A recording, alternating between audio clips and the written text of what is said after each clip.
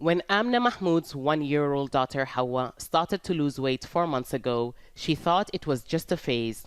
But Hawa's health continued to deteriorate, and now Amna has brought her to a malnutrition center for treatment. Because of the cost of food in the market, most of the time we can only afford to give her milk. Things are very expensive, and even when I nurse her, there's not enough to keep her full. Hundreds of children in Kassala, here in eastern Sudan, suffer from malnutrition. It's the result of a poor harvest the previous season that caused food prices to rise and left many families struggling to provide for their children. Recent floods have also destroyed hundreds of thousands of hectares of crops, raising concerns about food security, especially in rural areas. The UN says 3 million children around the country are suffering from malnutrition. Some cases are so severe it's stunting their growth, with some children hardly gaining any height as they age.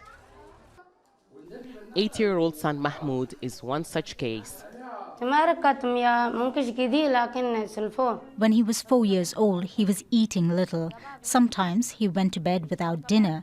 Now all his cousins, the kids in the neighborhood, were born around the same time, have grown, but he's still the same height.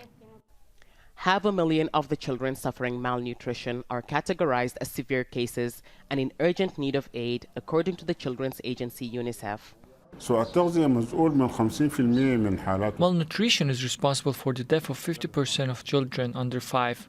So there is an urgent need for the different sectors to come together to address the root causes.